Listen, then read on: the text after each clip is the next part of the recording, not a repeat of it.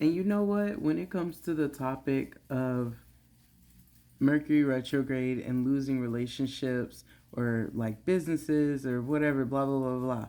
My main focus in this conversation right now is romantic relationships. My biggest pet peeves is pop astrologers not explaining the full reasoning behind why you may lose a romantic relationship during Mercury retrograde. First of all, Mercury retrograde is already blown up to be a much bigger, dramatic, doom type of thing. Like, it's already exaggerated to the max. People are just fear mongering for the most part. But when you supposedly lose a relationship during Mercury retrograde, it's usually because either you both have lessons that you needed to learn or to integrate. And by integrate, I mean put into action to actually practice healthy decisions or healthy, changes to how you react to triggers when it comes to romantic situations. So, needing to put what you know needs to be done into action. Or maybe you either lost someone to make room for new positive things.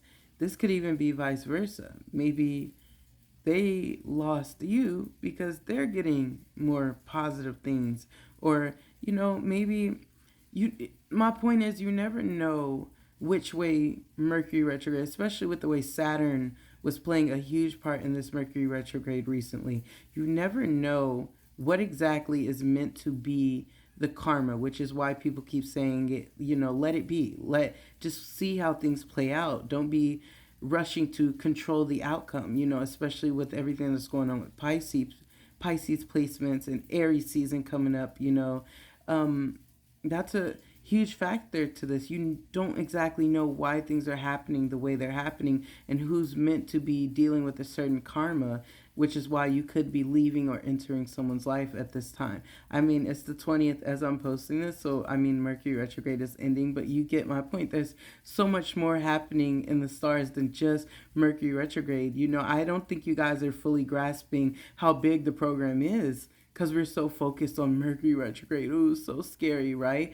Um, Another thing I think is, sometimes we just lose these romantic relationships, especially during Mercury retrograde, a timing where communication is fuzzy and horrible. It's because maybe you guys needed separation in order to come back stronger, to deal with your own insecurities and things stopping you from being able to show up the best for each other at that current time. Maybe, you guys are dealing with a lot of, again, integrating lessons and practicing what you preach or realizing why you were triggered in the way you were triggered that made the separation happen in the first place. I feel as if, especially with this Mercury in retrograde, I feel as if a lot of people will be putting aside their egos and reaching out first or learning to say what they mean and mean what they say. I think at this time I've also realized a lot of people have been evaluating what's worth the struggle, because life is going to be hard either way. So you need to choose what hard you're willing to put up with. What outcome are you struggling for?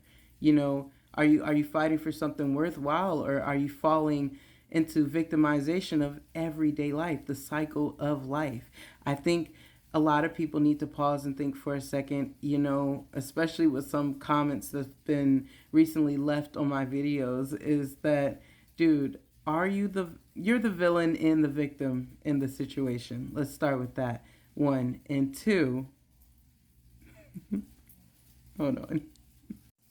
With the fact that life is going to be hard either way, when you are ready to release control and only do what you feel is intuitively necessary for you in this lifetime, if life will be hard either way and someone is willing to drop you every single time life gets hard, they do not value you enough to keep you around.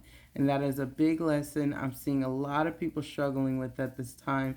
We have people who are following their fear instead of their heart, And then we have the other people who are absolutely terrified or exhausted with the feeling of being unwanted or burdened or abandoned. And a lot of people right now are really dealing with their attachment wounds and how they show up in friendships and relationships and for their family and their friends. So, that's playing a really important factor at this time when it comes to how you are showing up. It's not about the other person. It's truly about you. We're all not perfect. And you need to reevaluate the ways you have been a villain, whether that's to other people or to yourself. Don't give up. Wishing y'all the best of luck. I'm done yapping.